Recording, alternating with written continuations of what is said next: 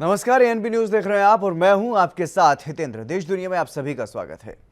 दुनिया वैश्विक महामारी कोरोना के कहर से लगातार जूझ रही है और दुनिया में इस वायरस से मरने वालों की संख्या 3,62,000 से ज्यादा हो गई है, जबकि संक्रमितों की संख्या 59 लाख को भी पार कर गई है और करीब 25,80,000 लोगों ने कोरोना को भी मात दे दी है।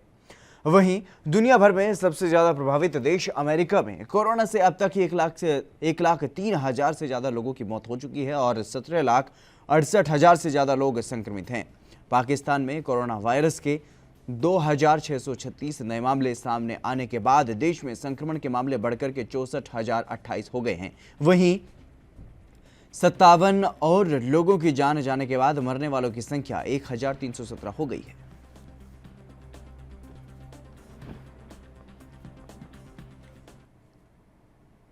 मलेशिया में बड़ी राजनीतिक उठापटक के बाद पूर्व प्रधानमंत्री महातिर मोहम्मद को उनके समर्थकों के साथ ही उनकी पार्टी ने ही बाहर का रास्ता दिखा दिया है। महातिर इस पार्टी के संस्थापक सदस्यों में से एक हैं और उन पर पार्टी के संविधान के उल्लंघन का आरोप लगा है। महातिर मोहम्मद ने एक पत्र लिखकर के बताया है कि उन्होंने संसद में विपक्ष के साथ बैठकर पार्टी के संविधान का उल्लंघन किया है और इसलिए उन्हें निष्कासित किया जा रहा है। उन पर आरोप है कि उन्होंने मुहिद्दीन यासीन की सरकार को समर्थन नहीं दिया और बता दें कि 18 मई को एक दिवसीय संसद सत्र के दौरान महातिर मोहम्मद संसद में विपक्ष के साथ बैठे थे और पार्टी के मुताबिक ऐसा करके उन्होंने पार्टी के संविधान का उल्लंघन किया है और उन्हें निष्कासित कर दिया गया है।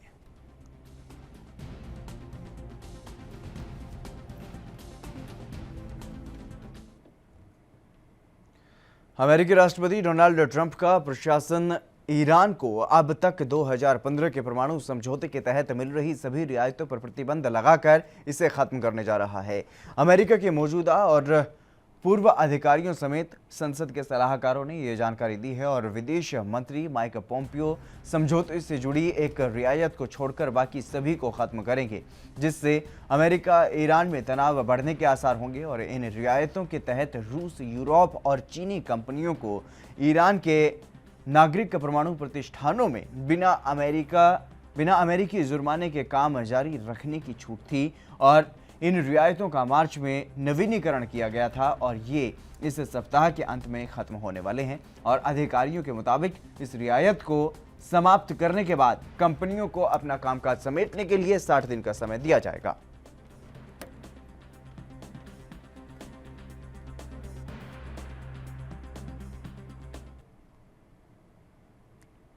अमेरिका के मिनेसोटा स्थित मिनेपोलिस शहर में अश्वेत नागरिक जॉर्ज फ्लॉयड की मौत के बाद जमकर के हंगामा मचा हुआ है। जॉर्ज की मौत के बाद भारी संख्या में लोग प्रदर्शन करने के साथ ही इंसाफ की मांग भी कर रहे हैं। लोगों की मांग है कि मामलों में दोषी पुलिसकर्मियों को सजा दी जाए और इसी बीच अमेरिकी राष्ट्रपति डोनाल्ड ट्रंप ने ऐसा ट्वीट करते हुए कहा है कि मैं पीछे नहीं रह सकता और ना ही मैं ये सब मिनेपोलिस में होते हुए देख सकता हूं। यह पूरी तरह से नेतृत्व की कमी को दर्शाता है। ट्रंप ने आगे यह भी कहा है कि मैं मेयर जैकब फ्रे के साथ हूं, या तो वो इस मामले में कार्रवाई कर नियंत्रण में करें या फिर मैं वहां पर नेशनल गार्ड भेज दूंगा और फिर इस काम को ठीक से करूंगा।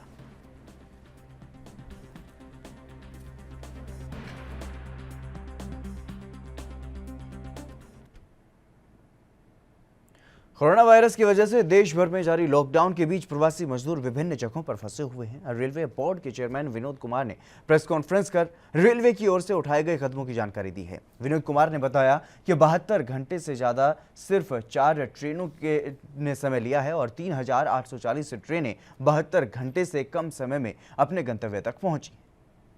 जैसा कि मैंने पिछली प्रेस ब्रीफिंग में बताया था कि 1 मई से श्रमिक स्पेशल ट्रेनें चलनी शुरू हुई थी और जो हमारे प्रवासी श्रमिक भाई बहन हैं उनको उनके गंतव्य स्थान तक पहुंचाने के लिए रेलवे ये ट्रेनें चला रही थी। आज तक 3,840 श्रमिक स्पेशल ट्रेनें आज 28 मई तक चली हैं और करीब 52 लाख पैसेंजर जा चुके हैं।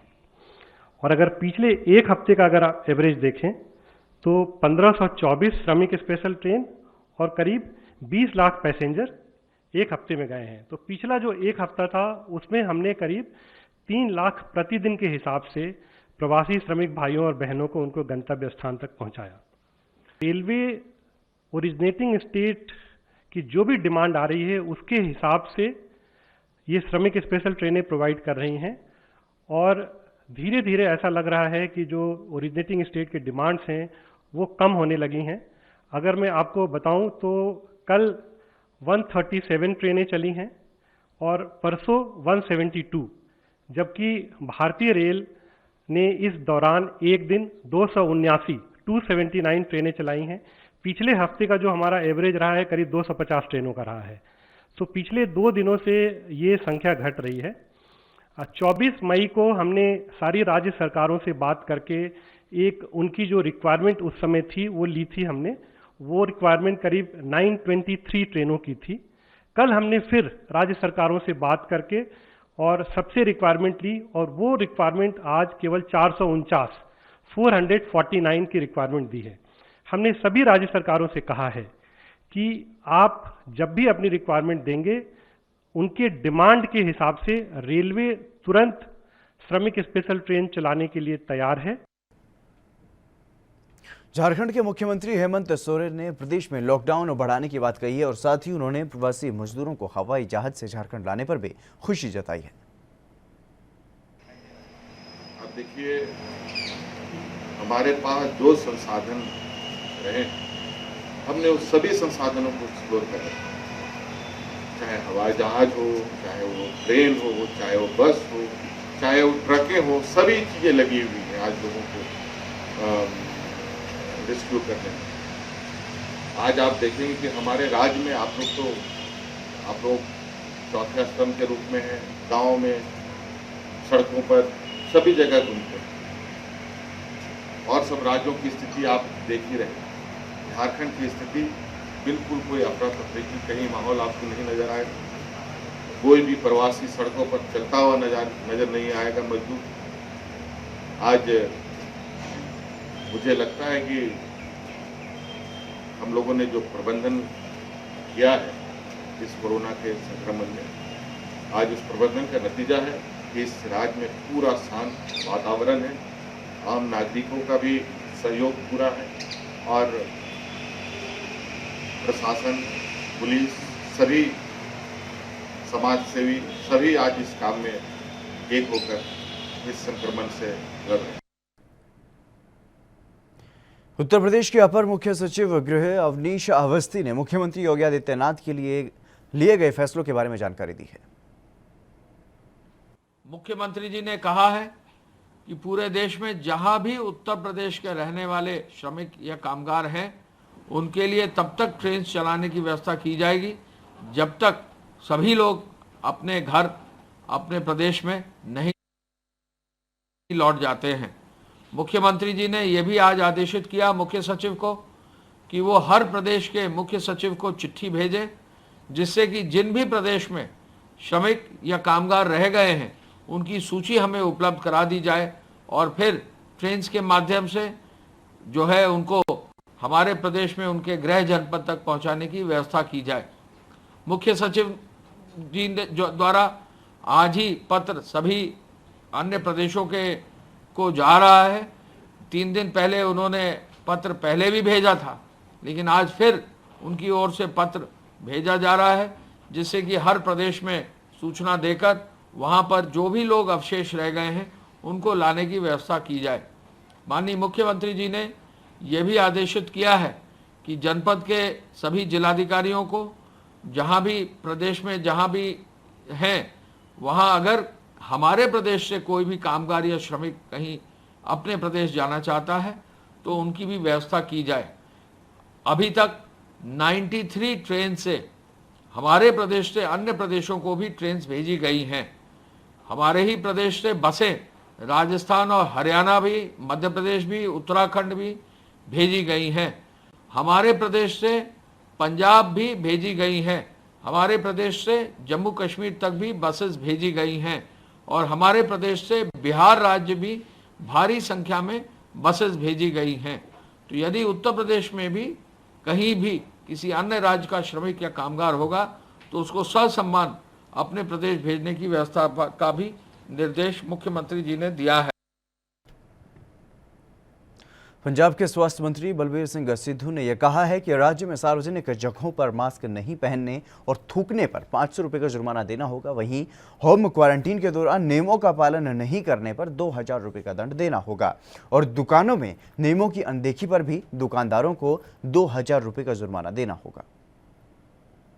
एक्चुअली जो हमारा पहले हुआ, हमने बहुत अच्छा काम हमारी मेडिकल टीमों ने, हमारे प्रशासन ने, हमारी सीएम साहब की लीडरशिप में हमने किया है, सब लोगों ने मिलकर किया है, तो उसके रिजल्ट भी काफ़ी अच्छे आए हैं। जो हमारा रिकवरी रेट भी बहुत अच्छा 90% है, अब पूरे हिंदुस्तान से बढ़िया है, और जो डेथ रेट भी हमारा 1% ही है। तो हम कहते हैं ये बरकरार रहे, कैसे रखेगा, तो हमने कुछ उसमें जो फाइन वगैरह फिक्स किए हैं, जैसे मासिक का है, दूसरा आपको सोशल डिस्टेंस की बात है, जब आप कहीं और जाते हो, सारा दुकानदारों के लिए, सबके लिए फ़ाइन हमने देखो। जैसे मैं बताना चाहता हूँ कि जो आदमी मास्क नहीं पहनता उसको 500 रुपया, और जो violating of the home quarantine instruction उसको 2000 रुपया, और जो आपका पब्लिक प्लेस पे कोई बंदा स्पिटिंग करता उसका 500 रुपया। ऐसे ही जो हमारे for violating of the normal by honour of shops, उनके लिए भी 2000 रुपया, और बसेज में जो है 3000 रुपया। कार का जो आप 2+1 आप बैठ सकते हैं तो उसके लिए भी 2000 रुपये फाइन रखा हुआ है। ऑटो रिक्शा में, 2 व्हीलर में 500 रुपया। यानी काफ़ी अच्छे हमने स्टेप लिए हैं कि ताकि हमारा जो एसपी का रिकॉर्ड है ये मेंटेन रहे, तो जो हमारा पंजाब में इन्फेक्शन हो कम से कम हो, और लोगों में जे एक अवेयरनेस ड्राइव चलाने की बात है। एक फियर है, बीमारी अभी ख़त्म नहीं, ये अभी चल रही है और आगे तक चलेगी। तो इसके लिए हमको अपनी जो ज़िंदगी है इसी प्रिकॉशन के साथ जीनी पड़ेगी। तो उनको जो हम पूरा इसी तरह की एडवाइजरी जारी की है कि आपको काम भी करना है तो अपने आप को सेफ भी रखना है। ये हमने किया है। Thank you. छत्तीसगढ़ के पूर्व मुख्यमंत्री अजीत जोगी का निधन हो गया है। अजीत जोगी को दिल का दौरा पड़ने के बाद अस्पताल में भर्ती करवाया गया था। वो 20 दिन से रायपुर के अस्पताल में भर्ती थे और उनके निधन की जानकारी उनके बेटे अमित जोगी ने ट्वीट करके दी है, जिसको लेकर के मध्य प्रदेश के मुख्यमंत्री शिवराज सिंह चौहान ने क्या कुछ कहा है वो आपको सुनवाते हैं। अजीत जोगी जी एक कद्दावर नेता थे और अद्भुत जीवट उनके अंदर था। पहले सांसद के रूप में एक नौकरशाह से, सांसद के बाद जब मध्य प्रदेश और छत्तीसगढ़ अलग बना तो छत्तीसगढ़ के मुख्यमंत्री के रूप में उन्होंने मध्य प्रदेश छत्तीसगढ़ की बेहतर सेवा की। अस्वस्थ होने के बाद भी ऐसी हालत में जब पैर चल नहीं सकते तब व्हील चेयर पर बैठकर एक राजनीतिक दल को चलाना अपने आप में एक अद्भुत साहस का काम है। उसी जीवटता के साथ वो छत्तीसगढ़ की जनता के लिए संघर्ष करते रहे। मैं उनको अपनी ओर से, मध्य प्रदेश की जनता की ओर से श्रद्धा के सुमन अर्पित करता हूं। उनके परिवार को भगवान ये गहन दुख सहन करने की क्षमता दे। पाकिस्तान से आए टिड्डी दल ने देश के कई राज्यों की मुसीबत बढ़ा दी है। देश के कई राज्यों पर टिड्डियों का खतरा मंडरा रहा है और इनमें राजस्थान, पंजाब, हरियाणा और यूपी जैसे राज्य शामिल हैं। हालांकि राज्य सरकारों ने इनसे निपटने के लिए कमर भी कस ली है और साथ ही प्रशासन और किसान भी अलर्ट मोड पर हैं। उत्तर प्रदेश में भी इन टिड्डी दलों ने आतंक मचाया हुआ है। विशेषज्ञ मानते हैं कि इस बार इनका हमला पहले से जल्दी हुआ है और इस बार इनका दल भी पहले की अपेक्षा काफी बड़ा है। और इसी को लेकर के हमारे संवाददाता पुनीत मोहन ने विज्ञान संचारक डॉक्टर सुशील द्विवेदी से खास बातचीत की है। कोरोना संक्रमण व लॉकडाउन के बाद अब किसानों पर एक दोहरी मार पड़ रही है टिड्डियों की। टिड्डियों ने देश में कई राज्यों में कई किसानों की फसलें चौपट कर दी हैं। कहां से आई हैं ये टिड्डियां, कैसे आक्रमण करती हैं? हमारे साथ बात करने के लिए डॉक्टर सुशील द्विवेदी जी हैं, जो विज्ञान संचारक हैं। हम उनसे बात करेंगे और इसके वैज्ञानिक पहलू को समझेंगे कि आखिर इस वर्ष टिड्डियों का आक्रमण भारत में कैसे है और उत्तर प्रदेश में कैसे एंटर कर गई हैं। सर, सबसे पहली बात कि ये टिड्डियां आई आखिर कहाँ से और इस वर्ष टिड्डियों का आक्रमण इतना ज़्यादा क्यों है? देखिए, जो इस बार ये टिड्डियाँ जो आई हैं, इन्हें हम डेजर्ट लोकस्ट कहते हैं। ये रेगिस्तानी टिड्डे कहलाते हैं और इनका जो ओरिजिन होता है वो बेसिकली ईरान में है और ईरान और पाकिस्तान में ये हर साल तबाही फैलाते हैं। इनका वहाँ पे 2 बार ब्रीडिंग सीजन होता है एक साल में, अक्टूबर के महीने में और मार्च के महीने में। तो इस दौरान वहाँ पर तमाम प्रकार के कीटनाशकों का इस्तेमाल किया जाता है जिससे इन कीड़ों को मारा जाता है, क्योंकि ये एक प्रकार के कीड़े हैं, आर्थ्रोपोडा समूह के अंतर्गत ये आते हैं।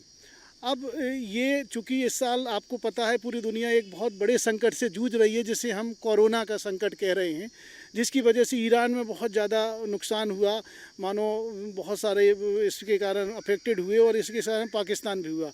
तो उन्होंने जो कीटनाशकों को ख़रीद ही नहीं पाया और उसको छिड़काव नहीं कर पाया।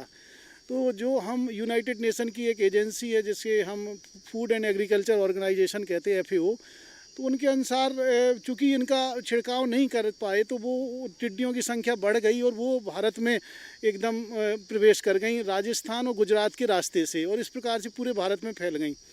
अब ये टिड्डियाँ के लिए एक माकूल परिस्थिति बनती है, एक अच्छा सा एक एनवायरनमेंट क्रिएट होता है। तो हम और आप सब लोग जान रहे हैं कि ये जो वर्तमान समय में हम सब लोग रह रहे हैं, इसके कारण बारिश देख रहे होंगे, बारिश का क्रम बिल्कुल अनियमित हो गया है। प्रेसिपिटेशन, रेनफॉल प्रेसिपिटेशन गड़बड़ा गया, गर्मी गड़बड़ा गई, सर्दी गड़बड़ा गई। इसे हम कहते हैं क्लाइमेट चेंज, या इसकी वजह से जो वैश्विक तापमान में वृद्धि हो रही है, पूरी दुनिया का तापमान बढ़ रहा है, इसके कारण बहुत सारे परिवर्तन जीवधारियों की लाइफ स्टाइल में भी देखने को मिल रहे हैं। तो वही सब परिवर्तन के कारण जो ये डेजर्ट लोकस्ट हम और आप लोग देख रहे हैं, वैसे ये सॉलिटरी रहने वाला एक कीड़ा है, अकेला रहता है। लेकिन इस प्रकार के इनके अंदर परिवर्तन हुए कि ये एक साथ ग्रुप में, जैसे हम स्वार्मिंग हैबिट कहते हैं। धन्यवाद हमसे बात करने के लिए। तो हमसे बात कर रहे थे डॉक्टर सुशील द्विवेदी जी, वैज्ञानिक संचारक है, जिनसे हमने टिड्डियों के वैज्ञानिक पहलू को समझा और सीधे तौर पे भारत ने पहल करी थी पाकिस्तान से, क्योंकि पाकिस्तान के रास्ते ही भारत में टिड्डियां आई हैं कि कीटनाशक भारत फ्री में दे रहा है, कीटनाशक का छिड़काव ज़्यादा से ज़्यादा देश करें ताकि इन टिड्डियों का अंत हो और अपने जो अन्नदाता हैं, जो किसान हैं, उनकी फसलों को नुकसान से बचाया जा सके। कैमरा पर्सन हमजा के साथ पुनीत मोहन, ANB न्यूज़, लखनऊ। उत्तर प्रदेश के प्रयागराज में कोर्ट में बनी स्थित कोविड-19 लेवल 1 हॉस्पिटल में भर्ती कोरोना मरीजों ने जमकर हंगामा किया। आइसोलेशन वार्ड से बाहर आकर उन्होंने जमकर विरोध किया और इस दौरान उन्होंने कहा कि घंटों से पानी के लिए वो परेशान हैं। पानी की समस्या है, कई बार चिकित्सा अधिकारियों से इसकी शिकायत की गई लेकिन किसी ने नहीं सुनी और चिकित्सा अधिकारी कहते रहे कि अभी मोटर चलेगी, लेकिन मोटर नहीं चली, लिहाजा हम अपना दैनिक काम भी ठीक से नहीं कर पाए।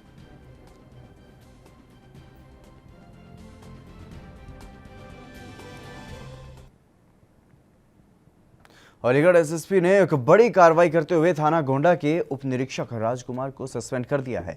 बता दें कि पिछले दिनों से सोशल मीडिया पर एक वीडियो वायरल हो रहा है जिसमें उप निरीक्षक राजकुमार एक व्यक्ति से पैसे लेते हुए नजर आ रही हैं। फिलहाल एसएसपी ने रिश्वत लेने के आरोपी उप निरीक्षक को गिरफ्तार करने के लिए एक टीम बनाई है और ये टीम अब पता करने में जुटी है कि आखिर उप निरीक्षक छुपा कहाँ है।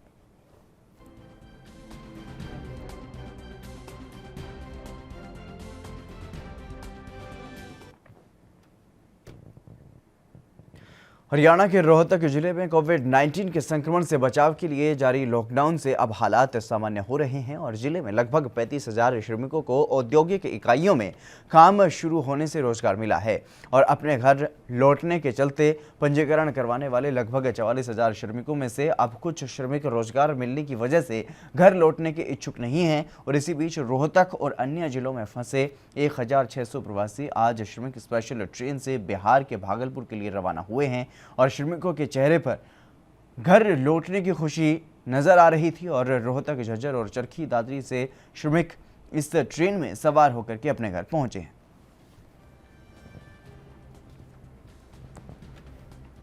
से भागलपुर डिवीज़न के लिए ट्रेन गई है और भागलपुर क्लस्टर के जितने भी माइग्रेंट लेबर यहाँ काम कर रहे थे आसपास वो इस ट्रेन द्वारा गए हैं। ये 1600 लोग थे और इनसे निवेदन किया कि आप जल्दी वापस आएँ क्योंकि अब ये सारे कार्य नॉर्मल होते जा रहे हैं और इंडस्ट्री और दूसरे जो धंधे हैं वो प्रारंभ किए जा रहे हैं। सर, हमने जब मजदूरों से बात की तो वो प्रशासन और सरकार की व्यवस्था से काफ़ी खुश नज़र आए। उनकी एक दिक्कत थी कि जिस तरह से उनका आधा परिवार वहाँ है और ये यहाँ है, ये एक मेजर कारण बताया कि उन्होंने वो इसलिए जा रहे हैं कि उनका परिवार वहाँ उनको बुला रहा है। ऑब्वियसली ये जब हमारा 63-64 दिन से हमारा जो लॉकडाउन चला आ रहा है तो एक बार जब ऐसी स्थिति आई पूरे देश में तो उनका थोड़ा इमोशनल होकर के मिलने का ये रहता है कि अपने फैमिली के लोगों के पास एक बार जाएं। तेज हवाओं के साथ चंडीगढ़ और हरियाणा में बारिश हुई है और इससे एक बार फिर से मौसम का मिजाज बदल गया है और ठंडक छा गई है। सुबह से ही घने काले बादल छाए हुए थे और तेज ठंडी हवाएं चल रही थी। पंजाब में भी कई इलाकों में बारिश हुई है और मौसम विभाग के अनुसार पश्चिमी विक्षोभ के बनने से मौसम में ये बदलाव हो रहे हैं और चंडीगढ़ और आसपास के क्षेत्र में अब 31 मई तक ऐसा ही मौसम रहेगा। अधिकतम तापमान में हवाओं के चलने और बारिश के कारण और भी गिरावट आएगी।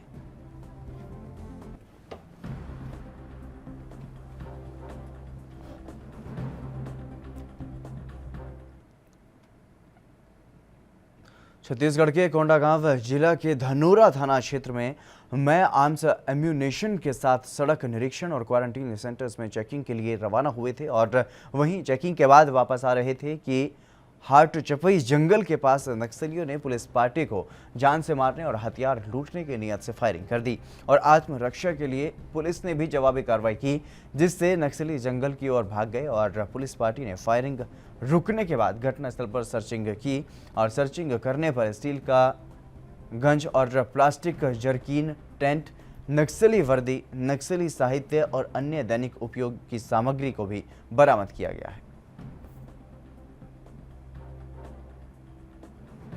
हाट चप्पे में नक्सली हमला हुआ, क्या है पूरी मामला? कल ग्राम बाड़ा गांव, ओड़ा गांव और फुंडेर क्षेत्र की क्वारंटाइन सेंटर में चेक करने के लिए थाना धनोरा के थाना प्रभारी व उसके अपने बल के साथ गए हुए थे और वहां पे बाड़ा गांव क्षेत्र में मर्ग जांच भी थी। तो कार्य करने के पश्चात वो रूट चेंज करते हुए हाट चप्पई तुर्की से वापस होते हुए धनोरा की ओर वापस आ रहे थे। तब रास्ते में कुछ नक्सलियों के द्वारा उन पर गोली चलाई गई थी और उस आवाज़ से लगा तुरंत पोजीशन लेके उस पर कार्रवाई जवाबी रक्षात्मक कार्रवाई की गई है और जिसमें किसी के हताहत होने की अभी तक सूचना नहीं मिली है और न हमारे पुलिस जवान इसमें हताहत हुए हैं। और उसके पश्चात घटनास्थल निरीक्षण और सर्चिंग में कुछ सामान जो दैनिक उपयोगी सामान, बंडी और उनके गंज और कुछ अन्य सामान दैनिक उपयोगी सामान उसमें मिले हैं और एक बैटरी भी उसमें मिली है क्योंकि सेट की हो सकती है। लॉकडाउन के नियमों को ताक पर रखकर जैसे जैसे कोरोना का खतरा बढ़ता जा रहा है, वहीं पश्चिमी यूपी में लगातार नए पॉजिटिव मरीज भी सामने आ रहे हैं। सहारनपुर में जांच रिपोर्ट में कोरोना के 6 नए मरीज सामने आए हैं और ये सभी प्रवासी कामगार हैं। वहीं पॉजिटिव आते ही कोविड-19 में भेजने की तैयारी इन्हें की गई और साथ ही चिकित्सा विभाग की टीम मरीज के संपर्क में आए परिजनों को क्वारंटीन करने की तैयारी में जुट गई है। इतना ही नहीं, जो मरीज मिले हैं उन्हें भी अब सील कर दिया जाएगा और जिले में अब कुल कोरोना पॉजिटिव केस 226 तक पहुंच गए हैं। वहीं ठीक होकर घर गए मरीजों की संख्या भी 201 हो गई है।